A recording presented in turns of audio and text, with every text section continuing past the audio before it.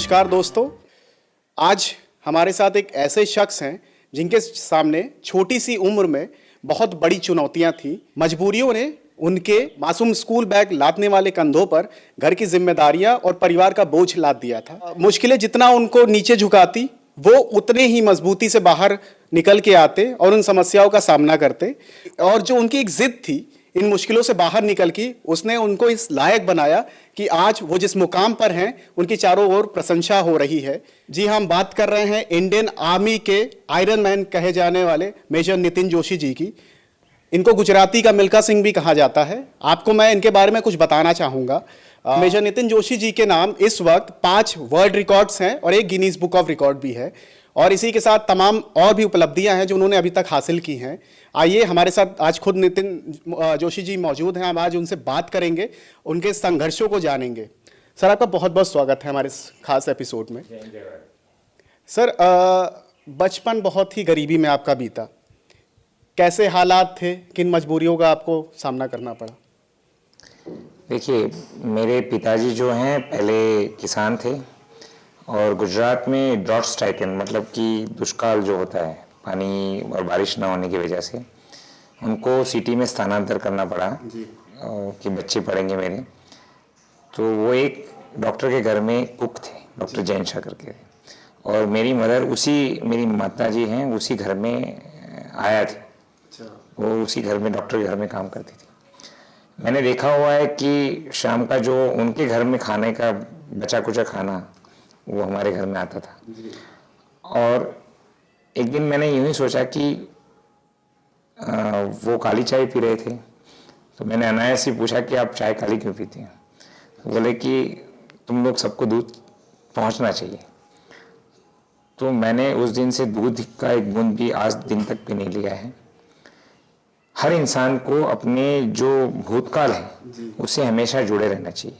भूतकाल ऐसा है, भूतकाल किसी का गरीबी की रेखा के नीचे आप जीते हैं या आप चाहे कितने कष्टों से ऊपर आते हैं, लेकिन आप जब भी आप भूतकाल को जुड़े रहते हैं तो वो संघर्षपूर्ण जो बातें हैं आपको आगे ले जाती हैं, और ना ही सिर्फ आगे ले जाती हैं पर आपके अंदर एक किसी शक्ति, ऐसा का ऊर्जा का प्रदान करती हैं कि इट्स अनबिलीवेबल। ठीक है, संघर्षों की बात ये हो कि हर इंसान, हर छोटे बच्चे को, हर किसी इंसान को सोचना चाहिए कि वो खुद कमाए ना कमाए, पर वो बचपन से एक ऐसी आदत में होना चाहिए, अपने आदत में शामिल करना चाहिए कि उसको हर घर का काम या माता पिता को मदद करना।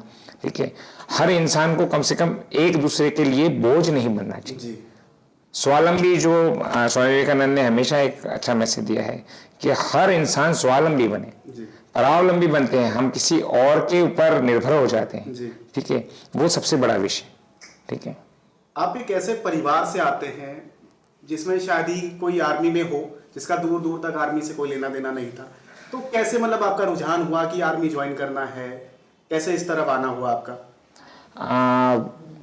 आर्मी में मैं पहले तो शाहरुख खान जी का फौजी सीरियल आता था, वो मुझे अच्छा लग रहा था कि यूनिफॉर्म में कोई लोग जा रहे हैं। मुझे ये नहीं पता था कि जवान होते हैं, अफसर होते हैं या कैसे जाते हैं, कोई आइडिया नहीं था। एंड शायद गुजरात में अभी भी बहुत सारे बच्चों को ये आइडिया नहीं है कि आर्मी में कितनी कैटेगरीज होती हैं, कैसे जाते हैं। मेरा पारिवारिक जो सामाजिक और जो आर्थिक स्थिति था वो काफ़ी बिगड़ा हुआ था। मेरे फादर को 5 हार्ट अटैक थे, मेरी मदर को यूट्रस कैंसर था, और मेरे छोटे भाई बहन पढ़ते थे। अब तब हमेशा जिंदगी में एक बात याद रखना कि एक तरफ परिवार होता है और दूसरी तरफ आपकी खुद की जिंदगी। इंसान अगर परिवार को चूज करता है तो शायद खुद की जिंदगी पीछे ले जाती है, पर मैं समझता हूं कि इंसान महज मात्र एक भ्रम है। जो भी करता है ऊपर वाला करता है, और उनकी इच्छा के बिना ही सब कुछ, इच्छा के बिना कुछ भी नहीं हो सकता है। आप जब भी कोई चीज़ का बलिदान देते हैं, बलिदान आप अपने परिवार के लिए देते हैं, अपने देश के लिए देते हैं, तो हर इंसान की इच्छाएं जो हैं, ठीक है, वो इच्छाएं प्रबल होती जाती हैं, लेकिन उसके साथ साथ आपको बहुत सारी चीज़ों का बलिदान देना पड़ता है। कि आप अगर कैरियर के ऊपर जाना चाहते हैं, ठीक है, तो आपको बहुत सारा समय का बलिदान देना पड़ेगा। ठीक है, आप स्वास्थ्य के लिए जाना चाहते हैं तो आपको बहुत सारा खान पीन का बलिदान देना पड़ेगा। तो हर चीज़ में बलिदान एक चीज़ है। और आर्मी में मैं एज ए स्पोर्ट्समैन ज्वाइन हुआ। मैं इंडियन आर्मी के बारे में बताता हूँ कि इंडियन आर्मी एक ऐसी संस्था है, ठीक है, जो कि नॉर्मल मैन को जेंटलमैन और जेंटलमैन को सुपरमैन बनने का अवसर प्रदान करती है। ठीक है, तो हर एक इंसान, आर्मी एक ऐसी सेवा है, आर्मी एक ऐसी संस्था है कि वो देश के किसी भी परिस्थितियों में, देश चाहे कहीं भी हो, लेकिन आर्मी हमेशा सदैव लोगों की सेवा के लिए, लोगों की रक्षा के लिए सदैव तत्पर रहती है। ठीक है, और मैंने इसी भावना से आर्मी ज्वाइन किया। बचपन में कुछ अपना गुजारा करने के लिए, परिवार का खर्चा उठाने के लिए आपने कुछ रोज न्यूज़पेपर वगैरह भी बांटे? ऑफ कोर्स मेरे लिए एक ही जब चौथी क्लास में था तो मेरे लिए कुछ ऐसा था कि स्कूल भी जाऊं, पढ़ाई भी करूं, मैं क्रिकेटर भी था, तो ये सारा एक साथ कैसे हो सकता है। तो मैं आज भी उस इंसान को भगवान मानता हूं जिन्होंने मुझे चौथी क्लास के एक छोटे बच्चे को, एक न्यूज़पेपर वेंडर जो होते हैं, उन्होंने मुझे अपॉर्चुनिटी दी, मुझे एक मौका दिया कि एक न्यूज़पेपर वाला बॉय बनने का। और मैंने एक सीनियर न्यूज़पेपर सेलर के साथ 2 महीना ट्रेनिंग की। हर किसी बीट बोलते हैं, उस बीट में जाके घूम घूम के न्यूज़पेपर देने होते हैं। छोटी सी साइकिल होती थी, हाथ में घड़ी नहीं होती थी, सुबह 4 बजे जाना होता था, कभी कभी 3 बजे रात को पहुंच जाता था। तो खुला नहीं है दुकान, लेकिन बाहर पेपर बिछा के सो जाओ 1 घंटा, तो ऐसा भी होता था। फिर रात को मैं उस दिनों SCDPCO होता था, तो रात को SCDPCO में बैठ जाता, वहीं बैठ के पढ़ाई करता था। कोई कॉल आती थी, अटेंड करते थे, पैसा दे जाते थे सेठ को, रात सुबह पैसे दे दूँ, लॉक कर दूँ, बंद कर दूँ, सुबह पेपर बांट दूँ। तो मैंने बोला कि स्वामी विवेकानंद जैसे बोले थे कि जैसे स्वावलंबी बनना चाहिए, ये सारी जद्दोजहद ये थी कि मैंने किसी भी तरह अपने जो माता पिता हैं उन पे बोझ नहीं बनना है। उसी पैसों से मेरा क्रिकेट का खर्चा भी चलता था, उसी पैसों से। और लेटर ऑन स्टेज में तो मैं जब 12वीं क्लास में आया तो मैं फ्रीलांस प्रेस रिपोर्टर भी था। अच्छा। 3 साल मैं जब कॉलेज में था तो मैं फ्रीलांस प्रेस रिपोर्टर का काम भी किया हूँ। जब आप आर्मी में एज अ स्पोर्ट्स पर्सन, आपने बताया आपने ज्वाइन किया, तो कौन सा स्पोर्ट्स था जिसमें आपको सबसे ज़्यादा रुचि थी शुरुआत से? मैं एक्चुअली क्रिकेटर था जी। और मैंने आर्मी की तरफ से भी काफ़ी सालों तक क्रिकेट खेला है। जी। मैं मैनेजर भी रहा हूँ क्रिकेट टीम का। और 97 में जो वुमेंस क्रिकेट वर्ल्ड कप हुआ था उसमें मैं कोऑर्डिनेटर था। 99 में world cup cricket for the blind हुआ था, उसमें मैं कोऑर्डिनेटर था। और क्रिकेट से मेरा एक रुझान बहुत रहा है, बट मैं एक चीज़ फर्मली बिलीव करता हूँ कि क्रिकेट को देखने से ज़्यादा खेलना बहुत महत्वपूर्ण है। तो मैं क्रिकेट देखता नहीं हूँ, मैं क्रिकेटर था और एज ए क्रिकेटर की हैसियत से था। पर आर्मी में जब मेरा कमीशन हुआ 14 साल के बाद मेरा कमीशन हुआ था, मैं कमीशन ऑफिसर बना। और एक ऐसा वाक़या हुआ कि टेनिस खेलते खेलते एक मैच में मेरा वायर मैच के साथ ये लेफ्ट हैंड जो है वो स्टक हो गया और ये मेरा लेफ्ट हैंड का ह्यूमरस बोन है वो 3 भागों में टुकड़े हो गए। तो मेरा प्लेट और 9 स्क्रू अंदर डाल के ऑपरेशन किया गया। अब मेरा क्रिकेट छूट गया तो मैंने सोचा क्रिकेट छूट गया तो अब मैं अपने पाँव से क्यों नहीं कुछ करता हूँ। अच्छा, ये कारण था आपके क्रिकेट छोड़ने का? क्रिकेट छोड़ के मैंने एथलीट बन गया। एथलीट एक ट्रांसफॉर्मेशन था जिसका Yes. एक वजह बनी।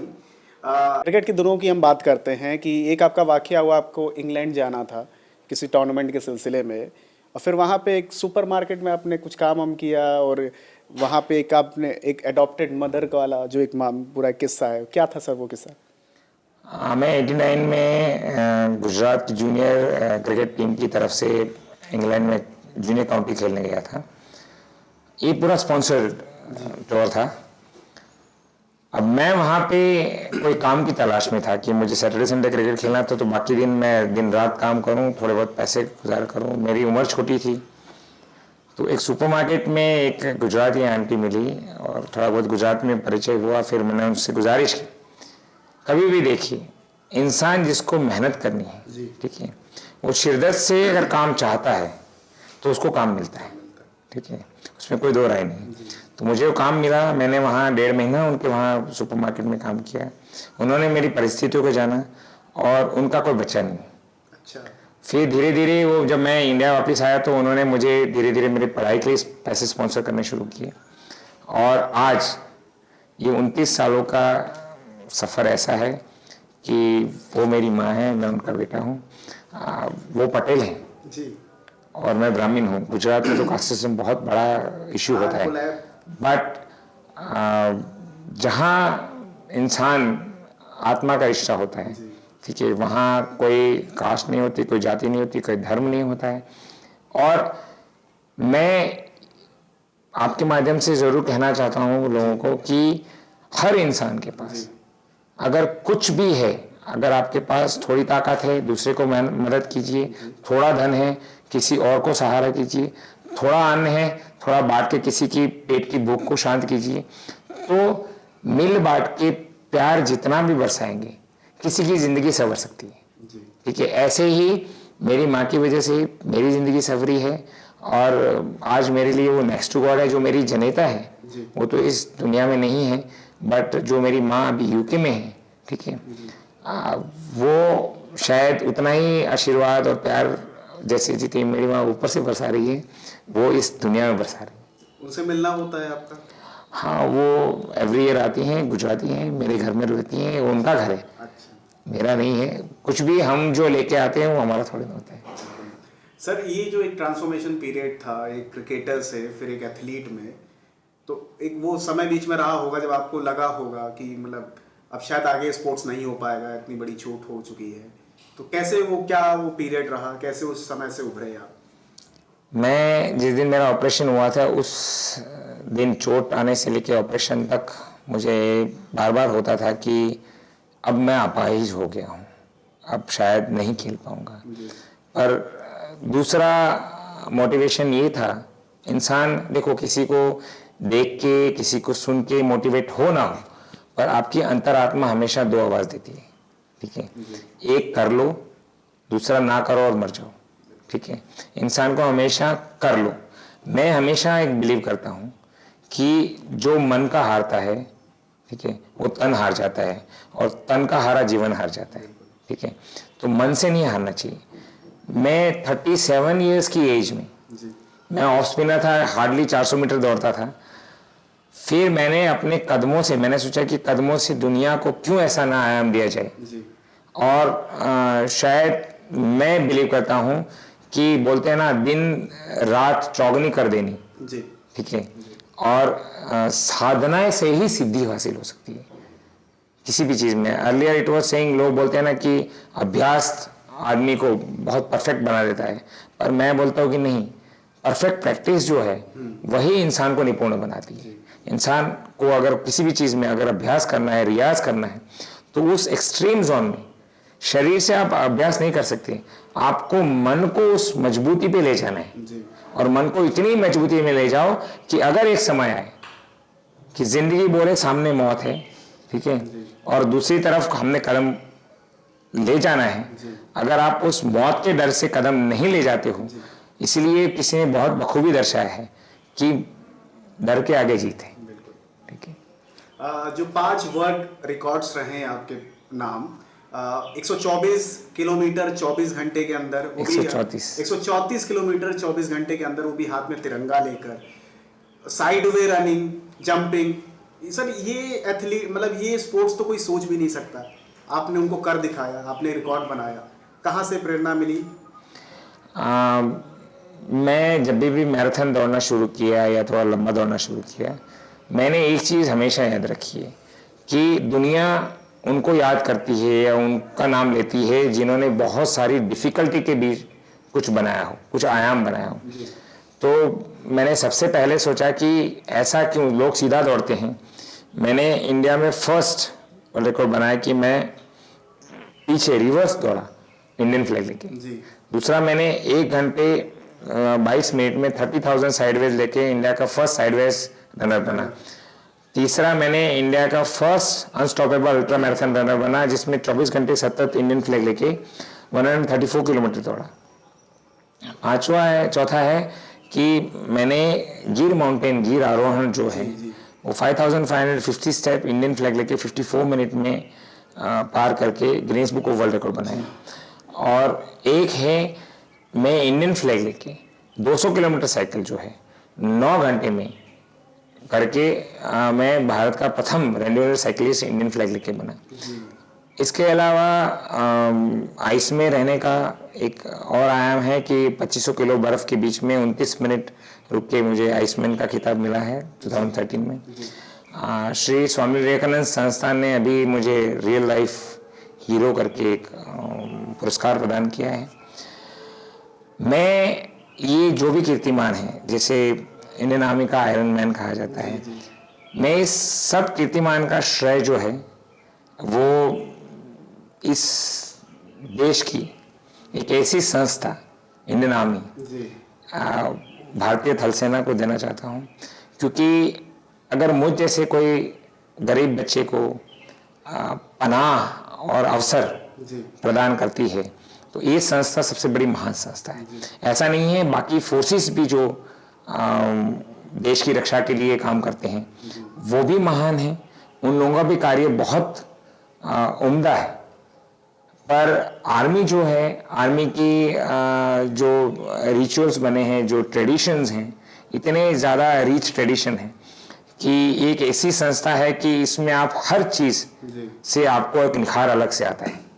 तो मैं हर युवा को कहना चाहता हूं कि जिनमें कुछ जुनून है, कुछ कर दिखाने का, कुछ अपने देश के प्रति मादा रखते हैं कि मुझे देश के लिए कुछ करना है, तो अवश्य इंडियन आर्मी ज्वाइन करें। इंडियन आर्मी जैसी संस्था शायद स्वप्न में भी जो स्वर्ग हम देखते हैं वो धरती पे स्वर्ग है, वो इंडियन आर्मी है। आपको इंडियन आर्मी का आयरन मैन कहा जाता है, गुजराती मिल्खा सिंह कहा जाता है, ये सब टाइटल कब आपको मिले, कैसा महसूस हुआ?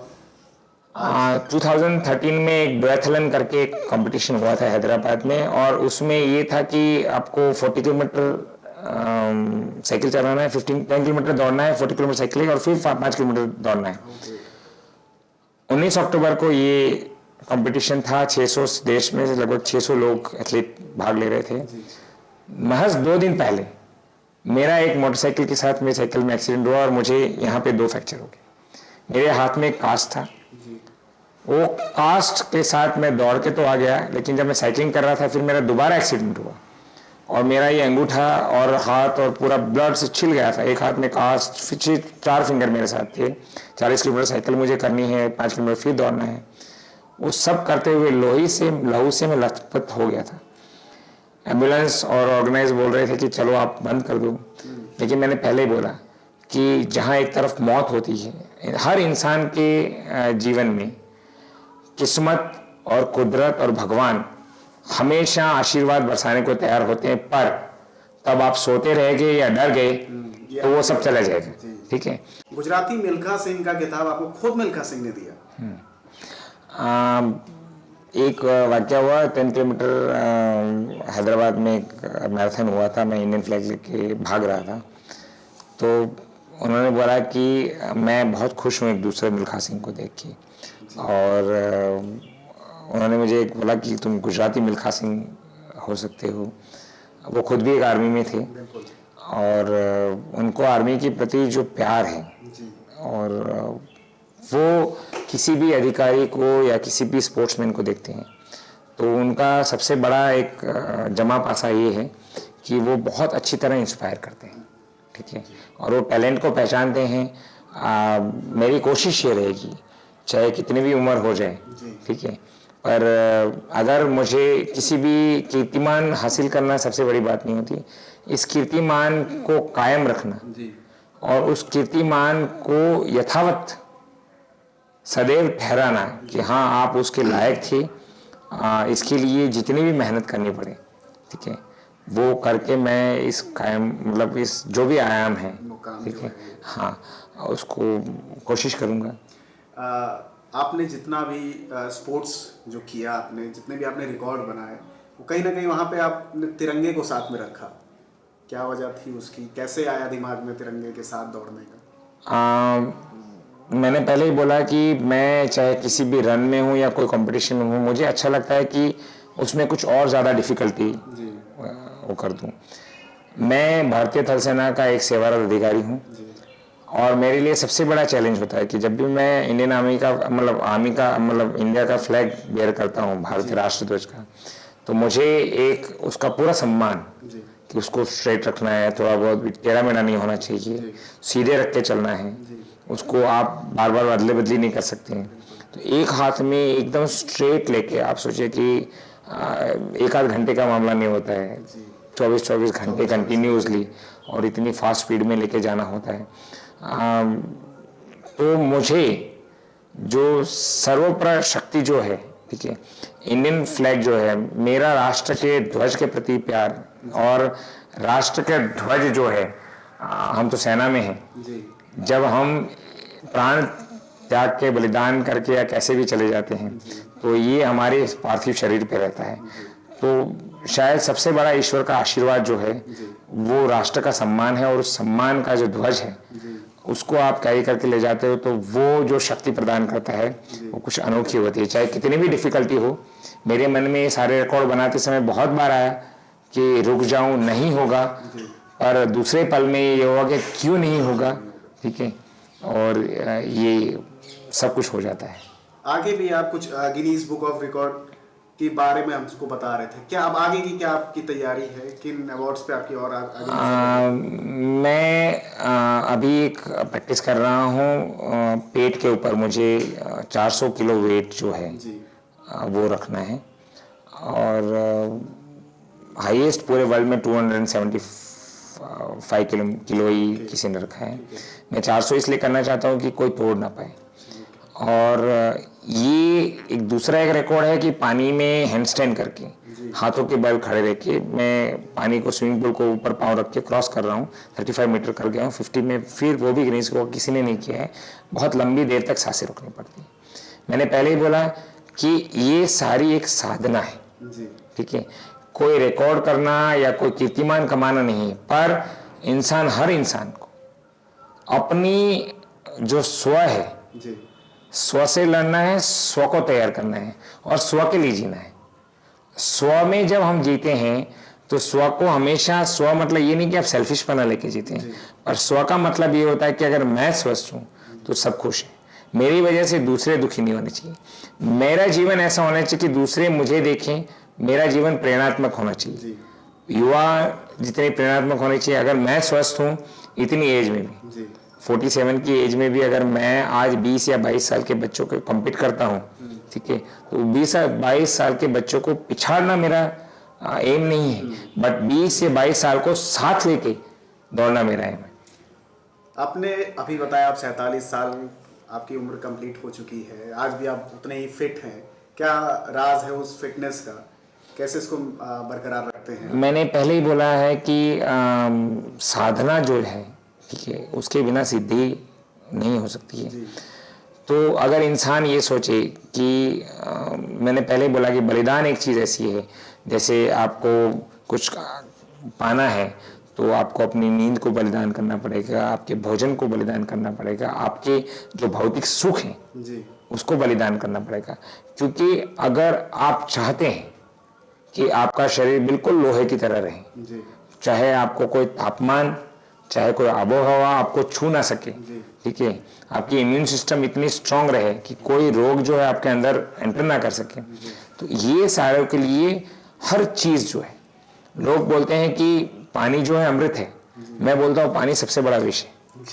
पानी सबसे बड़ा विष ऐसा है कि अगर इंसान चाहे तो जितना भी पानी पीना है वो पूरा पानी पहले हाइड्रेट आपको उठते ही करना चाहिए। आप बार बार दिन में पानी पीते हो तो बॉडी का तापमान जो है फ्लक्चुएट करता है, अप एंड डाउन होता है, तो इससे आपके ऑर्गन्स में बहुत बड़ा असर पड़ता है। अगर आप सबसे ज़्यादा पानी सुबह की मात्रा में पीते हैं तो आपके किडनी पे असर पड़ता है, नेफ्रोसिस पे। वो नेफ्रोसिस पे असर ना पड़े इसलिए कम से कम 2 घंटे का व्यायाम, योग, प्राणायाम और व्यायाम, ये तीनों का मिलन होना चाहिए, ठीक है। आपने स्वामी विवेकानंद की बात की, आपने कई उनके बातों का आपने उल्लेख किया। स्वामी विवेकानंद आपके आदर्श हैं, कितना इंस्पायर होते हैं आप उनसे? स्वामी विवेकानंद ने जितने भी बातें लिखी हैं, जितनी बातें दुनिया को कही हैं, अगर मैं मानता हूं कि भारत का हर एक युवा धन उनकी सिर्फ 5% बात को भी अगर वो फॉलो करता है तो एक गोल्डन जिंदगी, एक सुवर्ण जिंदगी जी सकता है।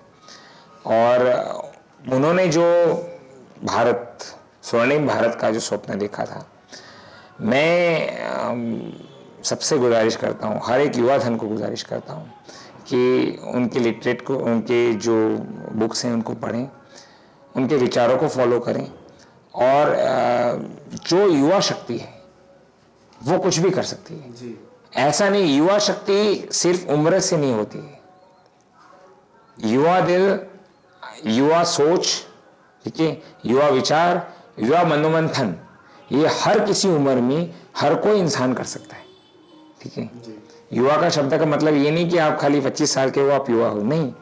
आप 60 साल की उम्र में भी अगर आप देश के लिए कोई सेवा करना चाहते हो, आप कोई उम्दा काम करना चाहते हो, आपको युवा के जैसा सोच है, तो वो ही युवा जिंदगी है।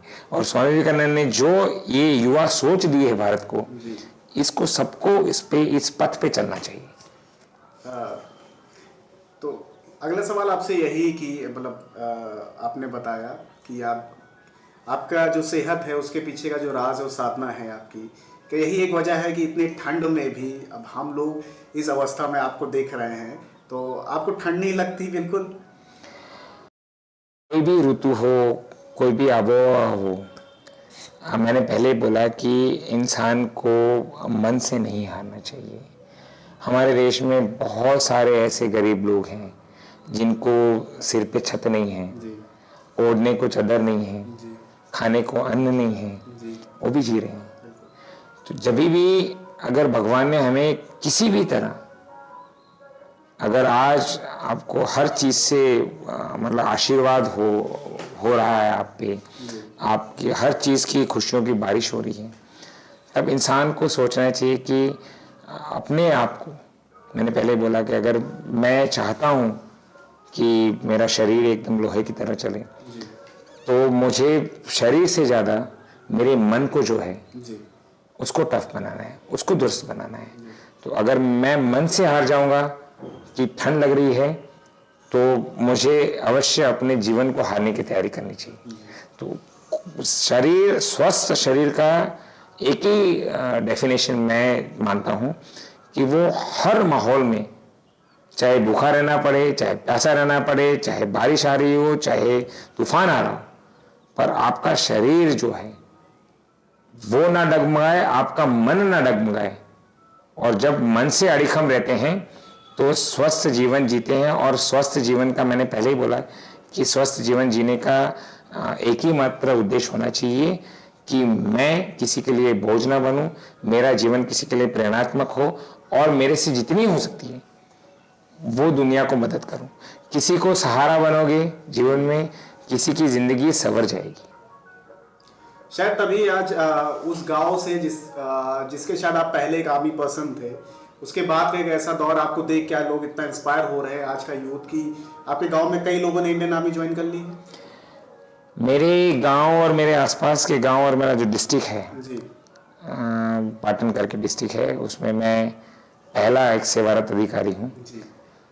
और गुजरात में अमूमन बहुत सारी ऐसी भावना है कि आर्मी में नहीं जाना चाहिए, बीएसएफ उसमें नहीं जाना चाहिए। लेकिन मैंने बहुत सारे लड़कों को, बहुत सारे युवा धन को प्रेरणा दी। कुछ एक आर्मी में है, कुछ बीएसएफ में, कोई सीआरपीएफ में, कोई पुलिस में है।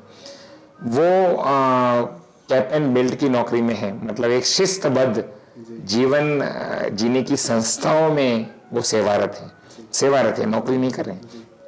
तो उससे क्या होता है, उनकी जो सोच है, एक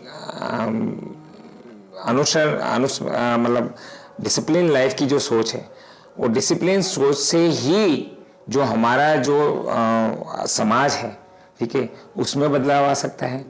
तो ऐसे युवा धन और भी जो हैं मेरे स्टेट के हैं, तैयार हो रहे हैं।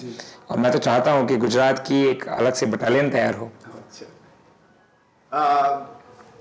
अब अगर हम लोग बात करें आपके गांव के बाद कई लोगों ने इंडियन आर्मी को ज्वाइन किया। सर इस आपके संघर्ष के समय में कई ऐसे लोग रहे होंगे जिनका हर पल आपके साथ साथ रहा होगा। ऐसे कौन से लोग हैं जो आज भी आपको याद आते हैं या आज भी आपके साथ हैं? देखिए, हर एक इंसान जो है वो खुद एक मुसाफिर है। जी हम मुसाफिर जब होते हैं, हमारे यात्रा में बहुत सारे लोग जुड़ते जाते हैं। हर एक इंसान का अपना डेस्टिनेशन है, जी अपना गंतव्य स्थान है। जी जब भी वो गंतव्य स्थान आ जाएगा वो आपको छोड़ देगा। जी जाना आपको अपने गंतव्य स्थान पे है, जी ठीक है, आपको किसी और के गंतव्य स्थान पे नहीं जाना है। तो जब भी हम चलते हैं, जी मैं बहुत सारे लोग जी का आशीर्वाद मुझ पे है, बहुत सारे अधिकारी, बहुत सारे मेरे साथ के लोग, मेरे साथी, उनका प्यार है। मुझे इस बात का मैं सबसे बड़ा माता रानी का आशीर्वाद मानता हूँ जी कि जब आप नेकी के राह पे चलते हो, तकलीफ़ें, अड़चनें, जी अवरोध, ये सारी चीज़ें आपको मतलब भर भर के सामने आएंगी। जी और ये सभी के बीच में से निकलने का अगर आप सही इंसान हो जी तो आपके साथ जितने भी मुसाफिर हैं, ठीक है, आपको मदद करें ना करें, जी शायद आपको प्रेरणा दे देंगे, या कुछ ना करें तो आपको आशीर्वाद तो जरूर दे देंगे। पर आपका सही रहना, इंसान का सही रहना बहुत वाजिबी है। जी ट्राई साइकिल मैराथन की बात हो रही थी। आप अपने डिस्ट्रिक्ट में ट्राई साइकिल मैराथन ऑर्गेनाइज कराते हैं, क्या मकसद है सर उसको ऑर्गेनाइज? मैंने आज से 5 साल पहले जब मैं एक दिन बैठा था, मैंने सोचा कि बहुत सारे लोग कुछ ना कुछ करते हैं, मैं भी ऐसी समाज के लिए क्यों ना करूं। इसलिए हर साल 1 महीने की जो छुट्टी होती है, विकलांग जो होते हैं जी वो समाज का एक अभिन्न अंग है, वो भी हमारी तरह है। कोई अगर किसी के अंग को उसको बोलता है, अंग को देख के विकलांग बोलता है, तो मैं सोचता हूँ कि हम जो स्वस्थ अंग वाले हैं वो भी मानसिक रूप से कहीं ना कहीं विकलांग है, ठीक है। तो एक तो मेरे वहाँ पे जॉइन इंडियन आर्मी पाटन, ऐतिहासिक पाटन ट्राइसाइकिल मैराथन जो ये यूज़ होती है, इसमें बहुत सारे युवाधन प्रेरणात्मक होते हैं, प्लस जो हैंडीकेप लोग हैं, विकलांग हैं, उनको भी सम्मान के साथ जब वो जीतते हैं या पार्टिसिपेट करते हैं, वहाँ का हर एक प्रतिस्पर्धी जो है वो विजेता है। जी 110 लोग तो पुरस्कार पाते ही पाते हैं, पर बाकी सभी लोग पुरस्कार पाते हैं और इतना प्यार पाते हैं जी वो पाटन डिस्ट्रिक्ट में। और उनको देख के बाकी जो लोग हैं, स्वस्थ लोग जो हैं शारीरिक रूप से, उनकी मानसिक विकलांगता थोड़ी दूर हो जाए। अगर वो 14-15 किलोमीटर की साइकिलिंग मैराथन कर सकते हैं, तो स्वस्थ जो जिनको भगवान ने पैर और हाथ दिए हैं, वो क्यों ना दौड़ पाए, वो क्यों ना चल पाए।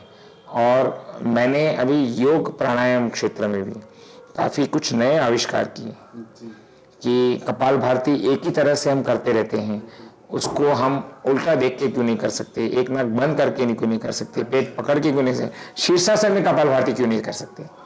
तो मैं शीर्षासन में भी सुबह 1000 कपाल भारती जो है वो शीर्षासन में करता हूँ।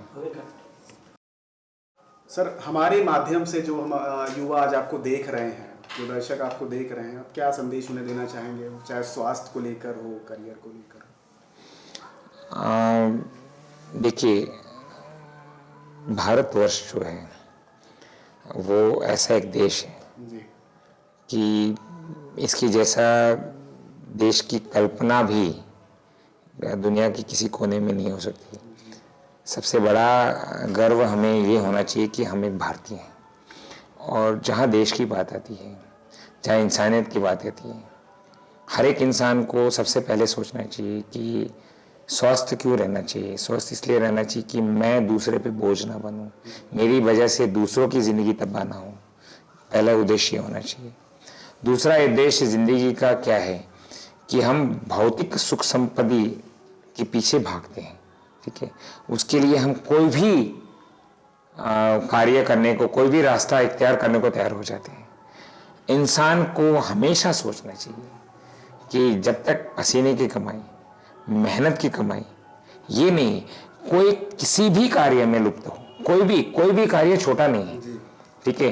चाहे कोई पेपर बांट रहा है या चाहे कोई कुछ भी काम कर रहा है, कोई कार को पोछा मार रहा है, कोई मजदूरी कर रहा है, कोई बूट मेकर है, कोई कारपेंटर है, समाज में हर एक इंसान की इतनी ही अहमियत है, ठीक है, जितनी कि एक डॉक्टर की होती है उतनी ही एक कारपेंटर की होती है, ठीक है। मैं ये समझता हूँ, इसलिए समाज के हर एक तबके के इंसान को सम्मान देना चाहिए, एक दूसरे को सम्मान के साथ, प्यार के साथ रहना चाहिए। और जो हमारे प्रधानमंत्री श्री नरेंद्र मोदी जी हैं, उन्होंने जो एक स्वर्णिम भारत का, जैसे विवेकानंद जी ने लिखा है स्वप्न, मेक इन इंडिया का जो स्वप्न है कि हमारे देश में जितने भी युवा धन हैं, जितनी भी कलाएं, जितनी भी शक्तियां उनके पास हैं, वो हमारे देश में निवेश करें और उस सारी शक्तियों के निवेश से भारत एक ऐसी महाशक्ति बनने जा रहा है, ठीक है। उसमें कोई संशय नहीं है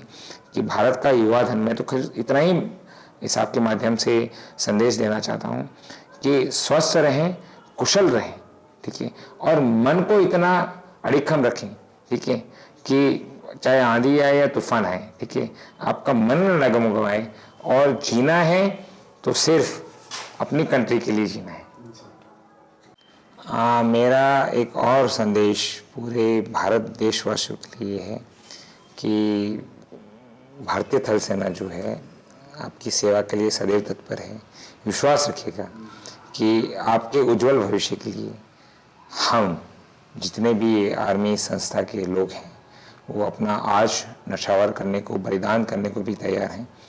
हमें आपसे कुछ नहीं चाहिए, हमें सिर्फ आपका प्यार, और कहीं भी हम मिले, मतलब कोई भी हमारे इस भारतीय थल सेना का कोई भी सदस्य मिले, हमें सिर्फ जय हिंद बोलना, ठीक है, वो हमें इतनी प्रेरणा, इतनी शक्ति देगा, ठीक है, कि जिस मातृरक्षा के लिए, जिस देश की रक्षा के लिए, जिस देश की सेवा के लिए हम सेवारत हैं, उसमें हमें और प्रेरणा और प्रदान और प्रबलता मिलेगी।